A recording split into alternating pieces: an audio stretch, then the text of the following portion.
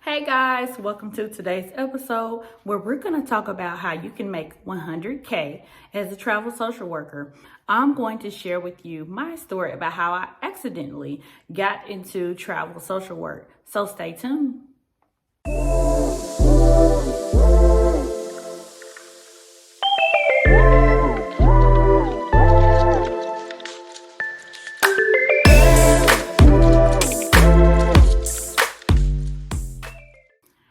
All right, hey guys, welcome back. I'm super excited about today's episode because we're going to be talking about how you can make 100K as a travel social worker. I have so much in store for you guys. I'm going to tell you a little bit about myself. I'm going to talk about my career and how I got to the point of doing travel social work. I'm going to tell you guys a little bit about how this opportunity literally dropped into my lap. I'm going to talk to you about how I contemplated if I was going to even take this job. And I'm going to finally tell you guys about the opportunity, about the job I took. So if you're ready, let's dive in. So just in case you didn't know, my name is Kira Williams.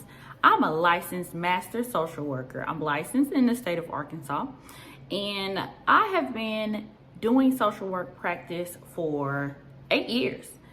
And, to get to this point, I've definitely had tons of experience just in different social work arenas, which is what I feel has prepared me to take this opportunity.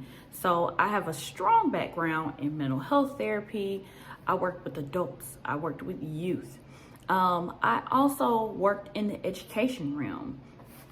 I've worked in secondary education as well as higher education.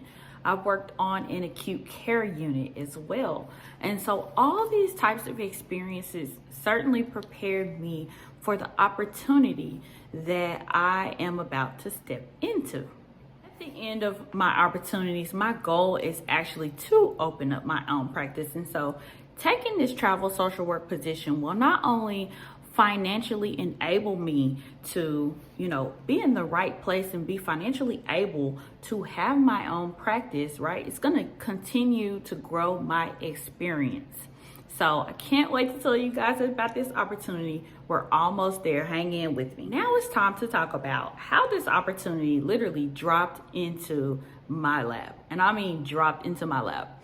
Y'all, one day, my friend came down here and we were at the nail shop just getting our nails and toes done. And, I was experiencing that frustration that I just talked to you all about how I felt like my cost of living went up and I hadn't been able to, meet my needs financially or even achieve any of my financial goals. And literally, you guys, I opened up my email and there was a random email from a recruiter that was like, get paid this much as a social worker in Washington State. And I looked at it very briefly and I dismissed it because I'm in Arkansas and it said Washington. So close email. As I continued going through the day, you guys, I kept going back to that email. And there was just something about that email I could not stop looking at. I kept going back. And so I took the opportunity and I just went ahead and replied and said, yes, I'm interested in this opportunity. And the recruiter actually emailed me back later that day and was like, hey, when can we set up a time to talk? And I was like, Monday. So we got everything set up. We set up a time to do, a pre-interview. And I spoke with him. He told me about the opportunity. This is my first travel social work opportunity. And, he was just kind of schooling me on how it worked. He was talking to me about the stipend. He was talking to me about the base pay. He was talking to me about where the opportunity was, the responsibilities of it. We talked about my experience.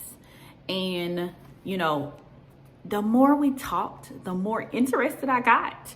And it's just crazy, y'all, because I never pictured myself being interested in this opportunity.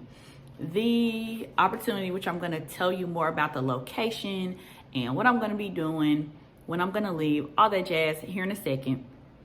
But we finished our talk and he was like, I'll let you know if the facility wants to schedule an interview. And I was like, okay. And in the back of my mind, I was still kind of skeptical about the opportunity because, again, I'm in Arkansas and the opportunity is in Washington State, like all the way in Washington State. And so little did I know, the very next day I would be getting an email back from the recruiter and he was like, they want to interview you. And would this be a great time? Y'all, I was like scared to email him back. I didn't know it was going to happen that fast. But before I knew it, I responded back and I said, yes, let's do the interview. So I hopped on the interview and I aced the interview. Going to tell you more about the job here in a second, but I aced the interview, y'all. And I just felt so confident about the interview. After the interview, I was just, I was like kind of on cloud nine, but still a little apprehensive just because of the distance and because this is my first travel social work opportunity. And I spoke to my recruiter and he was like, how did it go? And I was like, it went amazing. And he was like, okay, if they offered you the job, would you take it? And I was like, yep. I said it with confidence, even though in the back of my mind, it was still scary. And I was like, I don't know. And so the very next day, so you guys, this went like super fast.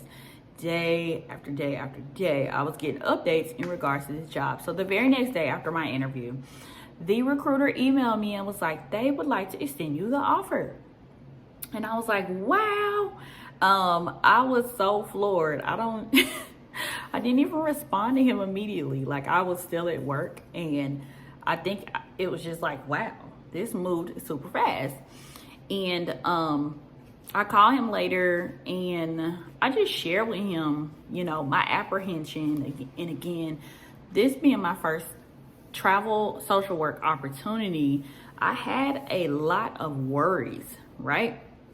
So this was when, I had to contemplate if this was the opportunity for me. Like, I know I pursued it and I just wanted to make sure I was making the right decision. My apprehensions were where I was going to live, and I have a son. And so those two things were kind of looming in my mind, and my personality is one where I need things planned, right? But he was like, hey, I need an opportunity. He was like, hey, I need an answer within 48 hours. And I was like, okay, I'm going to get you an answer in 48 hours. And y'all, I prayed about it. I'm very religious, like I'm spiritual and religious. And God just gave me this piece about taking the opportunity. And so I called him back the very next day and I said, I will take it. Just jumping in head first into this opportunity. Did not have a place to stay. Didn't even look up hotels yet. Like, this happened so fast. It was literally in the matter of less than a week that I got my first travel social work opportunity.